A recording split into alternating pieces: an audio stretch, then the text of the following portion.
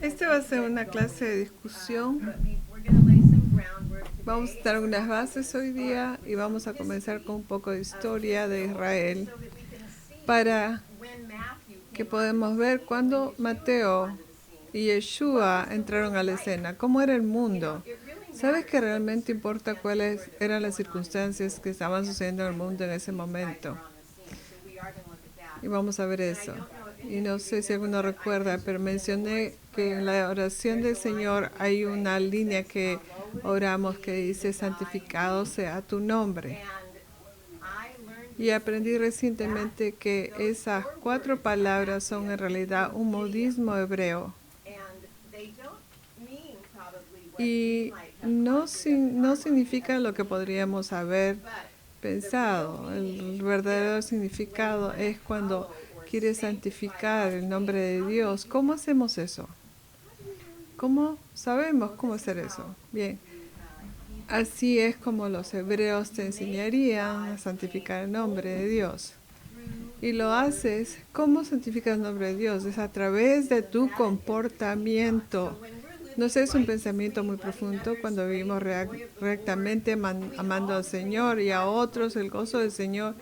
Estamos haciendo su nombre santo, pero va aún más lejos que eso. Hay un significado más profundo que significa que estamos dispuestos a dar nuestra vida y morir para santificar el nombre de nuestro Dios, para demostrar cuánto lo amamos, así como Yeshua entregó su vida. Él santificó el nombre de su Padre. Entonces nos preguntamos, ¿estoy dispuesto a ser martirizado o un mártir, o inclusive sufrir para santificar su nombre? Y así cuando decimos santificado sea tu nombre, en realidad estamos diciendo: yo viviré mi vida de una manera que demuestre al mundo que te amo, no por lo que digo, sino por lo que hago. ¿Cuál es mi comportamiento? E incluso hasta el punto de dar mi vida por ti. Eso es enorme. Así que cuando decimos esto durante el Padre Nuestro, vamos a estudiar las palabras con profundidad mientras vamos a través del libro de Mateo. Adquiere un nuevo significado, ¿verdad? Entonces, santificar tu nombre tiene que ver con nuestro comportamiento y que incluso estamos dispuestos a dar nuestras vidas para santificar su nombre. Cuando llegamos a parte de esta clase donde tú podrás participar y agregar tus pensamientos, y esa es la parte más emocionante de la clase para mí, porque el Espíritu Santo se mueve a través de todos nosotros y vas a aprender nuevas perspectivas con las que una persona le hablará a una y le puede decir algo a Ken y Sara, pero a este puede decir algo más a otras personas y pronto vas a decir: oh, pero ¿cómo es esto? Y aquí yo no había pensado en eso. Y cuando estamos todos juntos estudiando, ganamos mucho más. Y con eso dicho, porque la clase es tan corta, por favor, tenemos que respetar el tiempo los unos de los otros. Mantengan sus comentarios breves. Resúmalos. Una cosita pequeña para que podamos tomar y crecer. Entonces, hoy vamos a empezar con el hijo de Abraham. Pero vamos a comenzar con algo de historia que es muy aplicable a nosotros. Ya verán por qué.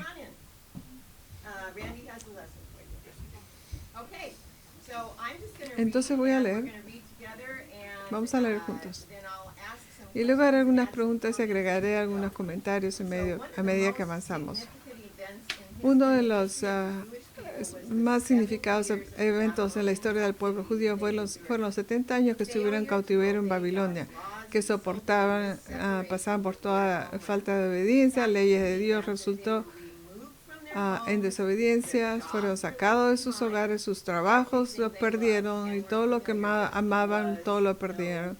Y con lo que estaban familiarizados ya no estaban en una tierra extranjera donde la gente hablaba otro idioma y tenían diferentes dioses.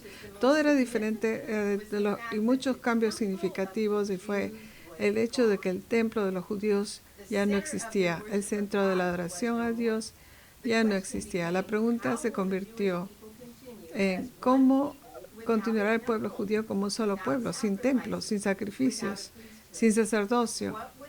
¿Qué los mantendrá unidos como el pueblo de Dios?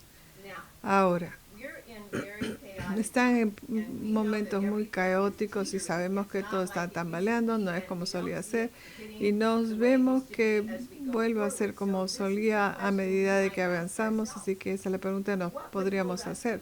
¿Qué es lo que nos une? ¿Qué es lo que nos mantiene unidos? De repente, si estuviéramos en un lugar donde las circunstancias alinearan para que no pudiéramos reunirnos, ya no habría internet, ¿cómo nos mantendríamos conectados con Dios y entre nosotros? ¿Has pensado en eso? Ellos tenían que pensar en eso y ellos tenían que encararlo. Así que vamos a ver si podemos aprender su sabiduría. Ese era el problema. Entonces eso fue con un grupo de 120 personas, eran eruditos de la Torah dirigidos por Esdra, se reunieron y asumieron el liderazgo espiritual con la nación judía. Y ellos fueron los hombres de la gran asamblea, y su liderazgo fue invaluable en este grupo.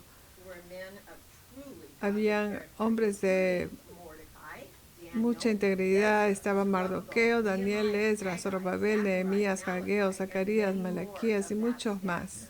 Estaban en Babilonia. Y estos eran no solo hombres, pero eran hombres santos, piadosos, a través de los cuales el Señor habló, de los que todavía leemos. Esta es la gente que escribió la Amidá. ¿Alguien escuchó esa oración? La Amidá se dijo en la mañana, al mediodía y en la noche. Cuando los sacrificios de la mañana, del mediodía y de la noche se hubieran hecho en el templo. ¿No es eso un genial? Debido a que no había un templo, decidieron que la oración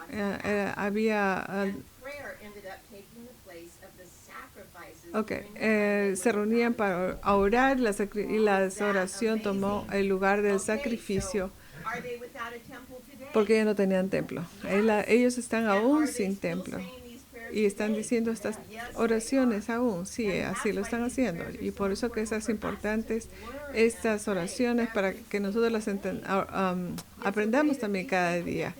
Es la forma en que nos mantenemos conectados con Dios y entre nosotros, incluso cuando estamos separados.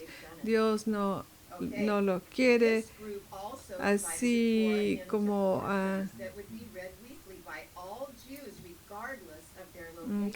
Estas son oraciones que se leían semanalmente independientemente de su localidad, donde están los judíos, creando unidad durante el tiempo de dispersión. Entonces, estas porciones de Torah aún estaban relevantes. ¿Y qué vamos a hacer hoy día? Vamos a estudiar la Torah cuando el pastor Mark nos enseñe. Es fundamental permanecer en la palabra para permanecer en el mismo lugar. Él nos está siempre enseñando. ¿Qué lecciones podrías aprender de los hombres de esta gran asamblea? Cualquier cosa. ¿Qué aprendemos? Oración, unidad. ¿Cómo nos mantenemos unidos? Leyendo la palabra. Porque el Espíritu Santo va a modificar nuestro corazón. Sabes que en la China han tenido iglesia por muchos años y no hablan donde se van a encontrar el uno al otro, porque eso podría escucharse y podría haber un espía en su grupo. Ellos dependen del Espíritu Santo para que les diga dónde se van a reunir. Esa es la clase de relación que debemos de tener con el Señor, de que escuchamos su voz tan claramente que Él está ahí, nos está hablando, inclusive a una dirección, dándonos una dirección. Tenemos ese tipo de relación con el Señor. Ese es nuestro objetivo. Entonces, cosa buena para pensar. Y aunque estaban en el cautiverio babilónico, llegó a su fin. Todos fueron libres y regresaron a su casa, a su tierra natal. Solo un pequeño hermanito regresó y parece que incluso el cautiverio en Babilonia y el regreso milagroso y la reconstrucción del templo y el muro no habían tenido el efecto purificador en los corazones del pueblo judío de Dios. Entonces, ¿qué sucedió? Corrupción, espionaje, odio, desconfianza, desobediencia de las leyes de Dios. Entonces, el pueblo judío, parece increíble, pero el pueblo judío eran como nosotros. Entonces, Dios envió a Malaquías, quien registra fielmente y se encuentra que la gente, el pueblo, se había encontrado adorando falsos dioses. Pero aún así, las bendiciones de Dios continuaban fluyendo a pesar de todo. Pero siempre hay un precio para pagar. Recuerda que Jesús dijo, toma tu cruz. Significa que hay un precio para pagar. Estamos en una sociedad con Él. Somos llamados a ser de Él para que Él haga todo. No, Él dice, tú también tienes que hacer cosas, más aún de lo que hice bien. Entonces viene un periodo de silencio de 400 años.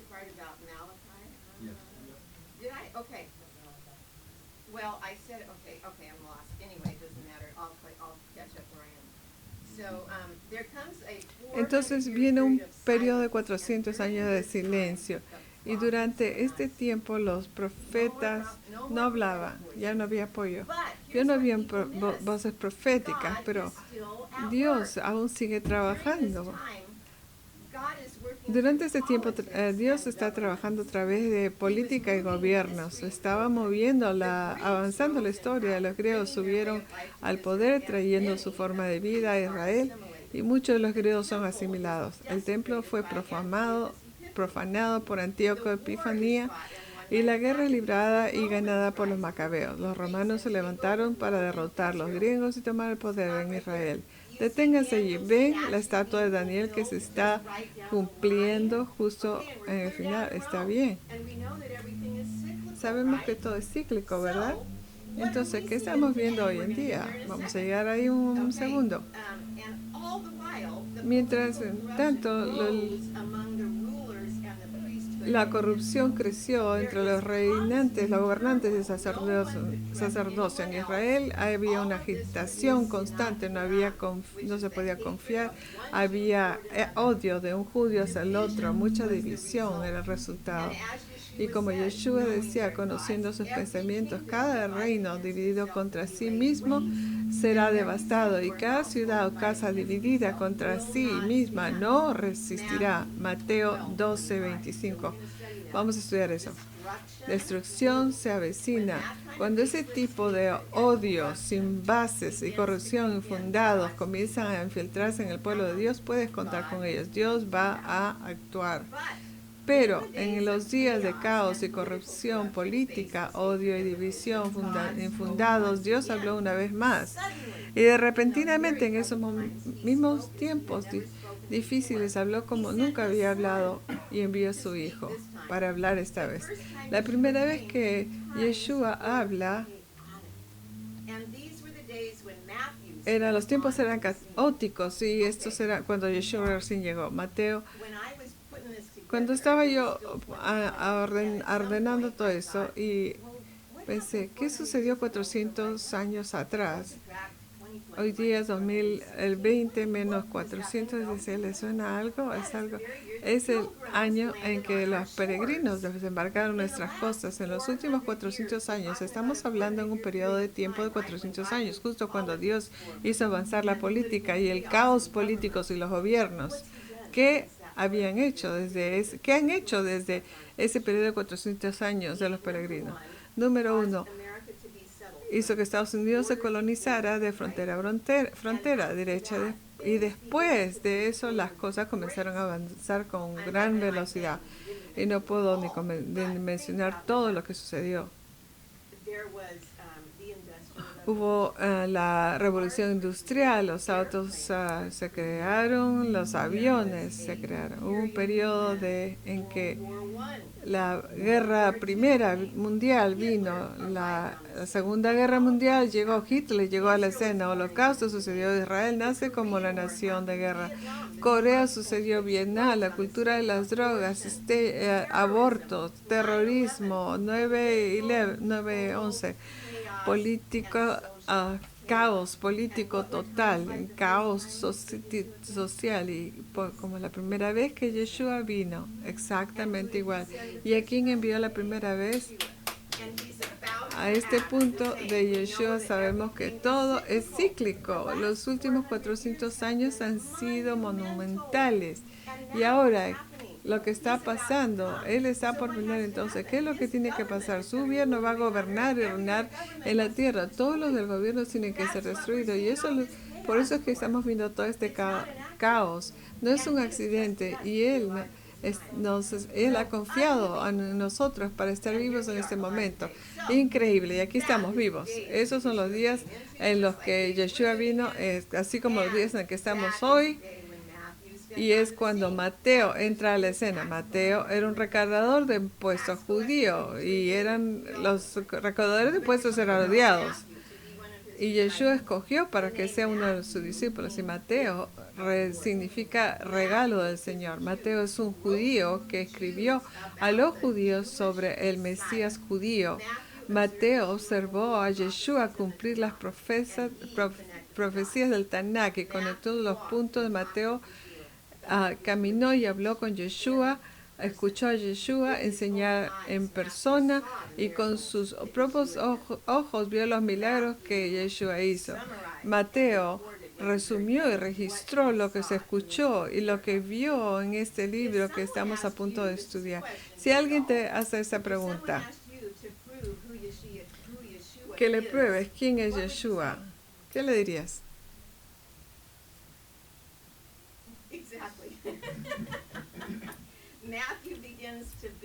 Mateo empieza a construir su caso de quién es Yeshua con su árbol genealógico. ¿Por qué esto es importante? Porque este árbol genealógico es un cofre de tesoros de evidencia. Entonces Mateo 1:1 dice que el libro de la genealogía de dice que él es el hijo de David y el hijo de Abraham. Y notarás que Mateo 1:1 también se puede traducir como generación. Y si regresamos a Génesis 5:1 son generaciones. Y esto nos lleva a una palabra llamada Toldot, de la que hemos hablado en el Shaddai antes y vamos a regresar más tarde. Pero ¿por qué son esta genealogía importante? Eran importantes en los días de Yeshua porque ellas estaban involucradas en divisiones territoriales y como asunto de descendencia familiar. Era muy importante saber quién era tu familia, a dónde venías. Eso es lo que dice Lucas 2:4. Entonces en Lucas dice, José también subió a Nazaret, de la ciudad de Judea, porque era de la casa y la línea de David. Eso es muy importante. No nos importa mucho a nosotros hoy en día, pero la genealogía, tú sabes quién, tú analizas tu sangre y ya sabes, pero en esa época no tenían eso. Entonces, ¿por qué era esto importa a Mateo? Porque él era judío, pues está hablando a los judíos con los judíos. ¿Quién es? Que él es un Mesías judío, que es el rey de los judíos, probará a través de la línea familiar. Así que sabemos lo que enseñó Mateo. Podríamos sentarnos y mostrarle a alguien más. ¿Por qué decimos que Yeshua es quien dice que decimos que es? ¿Bien? Así que acá hay un concepto muy importante, el concepto del hijo.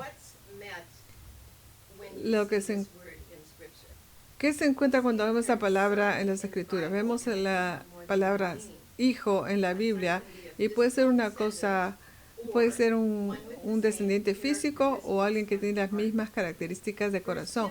Primera de Timoteo 1:2 dice, a mi Timoteo, mi verdadero hijo en la fe.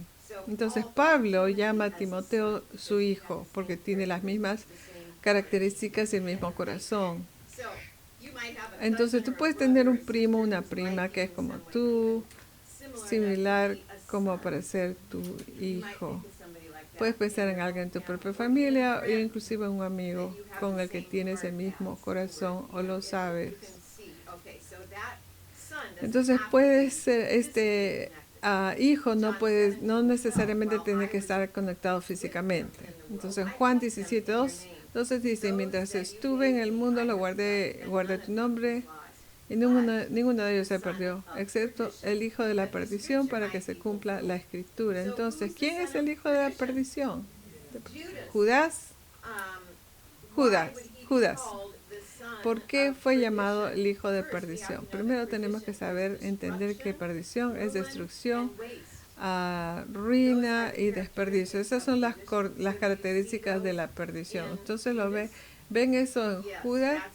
Por eso es que esta frase es hijo de perdición. Él era el hijo de la destrucción, el hijo de la ruina, el hijo de la basura, del desperdicio. No es que él estuviera en el linaje, estas son sus características, por eso se llama hijo de la destrucción o de la perdición. Así que vamos a ver a Yeshua en el linaje de las personas que se mencionan a medida que Mateo pasa. Y vamos a ver al hijo de Abraham y aquí vamos, Génesis 17, 5 al 8, dice, no tu nombre se llamará Abraham, pero tu nombre será Abraham, porque te he hecho, ¿qué? Padre de muchas naciones. ¿Qué significa esto? Padre de muchas naciones. ¿Has pensado alguna vez? La palabra para naciones es Goim. Es una palabra hebrea y significa gentiles. Entonces eso es lo que está diciendo Abraham. Estoy convirtiendo en el padre incluso de los gentiles, los Goim. ¿Dónde vivían los Goim? En todo el mundo.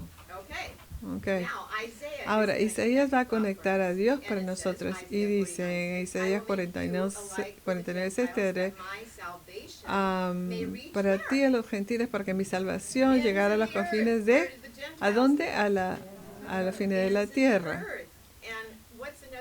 ¿Y cuál es la otra palabra para salvación? Es Yeshua. Cuando se ve a Isaías a través de ese lente, se conecta totalmente con Génesis 17. Así es, Yeshua es el hijo de Abraham de esa forma. Sí. Y por eso es que Mateo está mostrando a su pueblo, a su gente, y sabrán instantáneamente porque ellos conocen las Escrituras. Entonces veamos en Números 11. Si seguimos a Yeshua como nuestro Señor y Salvador, ¿cómo lo hacemos? Encajamos en el papel de ser una luz para las naciones, porque Jesús dijo, ve y haz lo que yo hice. Estamos haciendo eso, estamos saliendo y siendo una luz, estamos en la manera judía de pensar que dicen, estamos juntando las chispas para que haya chispas de Dios por todas partes. Estamos saliendo, encontrando estas y diciendo, ven aquí, lo sé, conozco al Mesías judío, conozco al Mesías y Él está ahí por ti, te ama, Él tiene un plan para tu vida. Le estamos dando a ellos las buenas noticias, el reino ha llegado y está a punto de establecer su gobierno en la tierra. Estos tiempos caóticos no son del todo malos, nos están indicando que Él está tan cerca que están llamando a la puerta. ¿Está bien? Aleluya. Entonces todos estamos en la misma página, en el mismo punto. Hechos 7:8 le dio el pacto de la circuncisión aquí y así Abraham engendró a Isaac y lo circuncidó en el 8º día. Isaac engendró a Jacob, Jacob engendró a los 12 patriarcas. Yeshua siguió el pacto de la circuncisión. Así lo hizo. Porque estás hablando de Abraham. Veamos en Lucas 2:21. Cuando los 8 días hasta su circuncisión habían pasado, él fue llamado Yeshua, el nombre que el ángel le había dado antes de que él fuera concebido. Así que si Yeshua fue circuncidado, tal como lo fue Abraham circuncidado y circuncidado su hijo,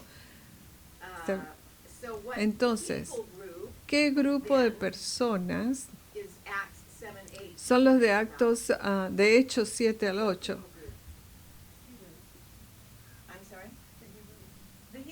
Estos son los hebreos. ¿Cómo sabemos eso? Porque fueron circuncidados. Número 1. Número 2. Vemos los nombres ahí mismo. Abraham, Isaac, Jacob. Guardaron el pacto de la circuncisión. Esto es tremendo en la mente judía. Nosotros como gentiles no tenemos el peso porque no entendemos de la misma forma. Por eso es que Mateo dice que él es el hijo de Abraham. Abraham fue el primero en recibir el pacto de la circuncisión y Yeshua está circuncidado. Muy importante. ¿Qué significa eso también? Que él es de los judíos. Y este Mesías tiene que venir del pueblo judío. Entonces, Isaías 11:1 agrega otra dimensión. Dice que brotará un retoño del tronco de Jesse. Y de sus raíces una rama dará fruto con justicia, juzgará a los necesitados y habrá decisiones para los pobres. Y él será la rama, no es la rama, es el renuevo. Entonces, ¿qué clase de fruta trae este renuevo? Y si tú no tienes, y si este renuevo, esta rama no trae fruto, va a ser cortada, pero esta trajo salvación a quienes lo hizo a las naciones, pero a los judíos primero. Entonces, él trajo fruto para los gentiles y para los judíos. ¿Y cómo sabemos que es el renuevo? Uno de los nombres de Yeshua en el Antiguo Testamento es el renuevo. Y en hebreo esa es la palabra netzer. Está justo aquí en su papel en la página 13. Es la palabra hebrea para rama. Él sería la rama y él vendría de Nazaret o de la ciudad del renuevo. Así que si él no es Netzer, el Señor, Dios inclusive lo hizo venir de una ciudad que se llamaba la ciudad del renuevo. Entonces en Jeremías 25 vemos cómo Abraham está conectado con Yeshua. Él está absolutamente conectado. Jeremías 23, 5 y 6.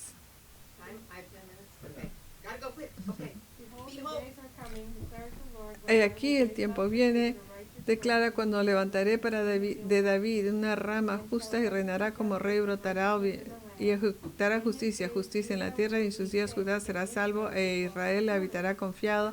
Y este es el nombre con el que será llamado, el Señor es nuestra justicia. Entonces, ¿qué idea Jeremías le está añadiendo a la descripción de Isaías cuando habla del renuevo? Recuerda que Isaías dice que el renuevo va a ser fructífero, va a dar fruto. ¿Qué es lo que dice Jeremías? Dice justicia, el Señor es nuestra justicia. Te pido por favor vayas a casa y hagas estas preguntas que nosotros no tenemos tiempo para hacerlas ahora. Les prometo que van a crecer, van a dar frutos. Si van a ir a su casa y estudien y van a regresar la próxima semana con toda información. Entonces, ¿de qué forma está conectado a justicia, Yeshua? Génesis 15, 6. Y Abraham creyó al Señor y se lo contó como justicia. En Romanos 3:22 dice, esta justicia será dada por fe en Jesucristo a todos los que creen. ¿Ven la conexión? Es a través de creer viene justicia. Y si crees, es fe, te trae justicia. Y Abraham creyó lo que creyó y fue contado por justicia. ¿Qué vemos en Romanos 3:22? Yeshua es el hijo de Abraham, se ve aquí en esta escritura.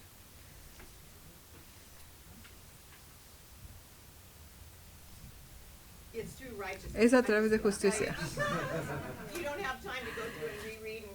No tenemos tiempo para leerlo todo, pero ustedes indiguen, escudriñen estos tesoros. Ahora, voy a hablar acerca de la bendición. Génesis 1, 2, 3. Bendeciré a los que te bendigan y maldeciré a los que te maldigan. Y todo lo que de la tierra será bendecido. Todo lo que hay en la tierra será bendecido a través de ti. En la pizarra tengo dos palabras. Esa es la palabra para bendición, que es barak. No, barak. Barak. Es para bendecido. Y esta, ¿cuál es la bendición? ¿Cómo bendices tú a una persona? Le voy a decir, esto te va a cambiar la vida. Eres bendito, eres bendecido, tú eres bendito. Ven aquí la letra Beit, Beit, Reish, Reish, Kaf, Kaf, aunque son... pero aquí hay una letra extra. Cuando tres letras son las mismas, o inclusive tú, dos, se dice en hebreo que la palabra tiene la misma raíz. Y si tiene la misma raíz, la conexión es así. Entonces, la bendición que Abraham trae es que podemos ser injertados. Esta es la palabra ser injertado. Por eso es que somos bendecidos. O sea, la palabra bendecido y injertado es casi exactamente lo mismo, solamente tiene una letrita yud de diferente. Esto es tremendo.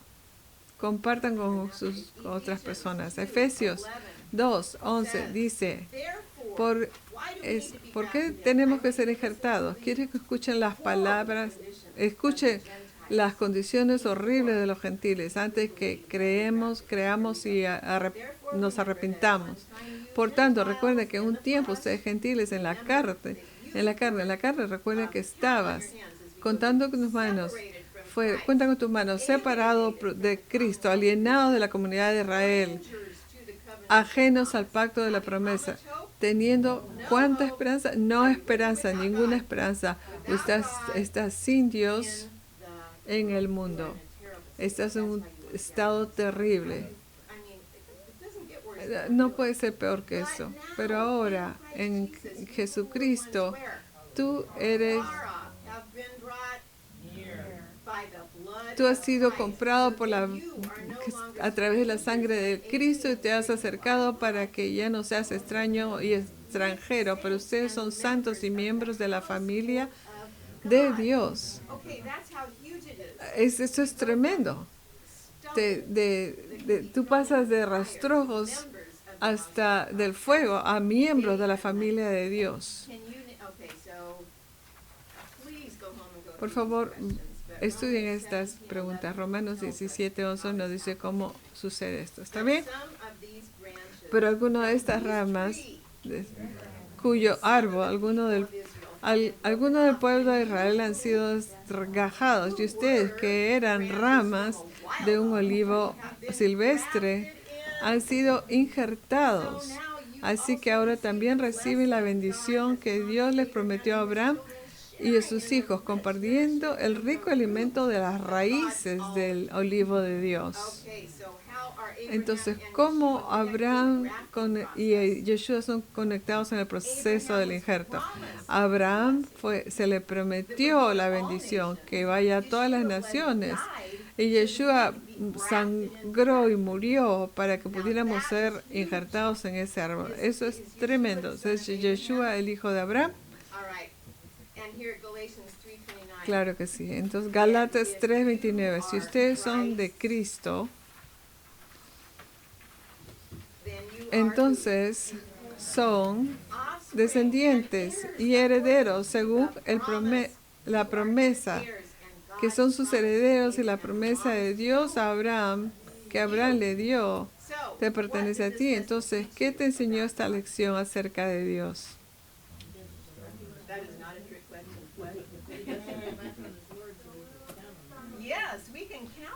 Que podemos contar con Dios.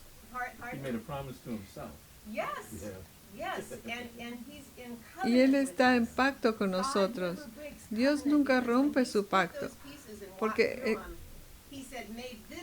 Él dijo que esto Entonces, ¿tenemos que estar preocupados en estos días? No. Vayan salgan y tomen el reino y tráelo. Hagan y hagan su cuestionario. Esa fue la clase 1.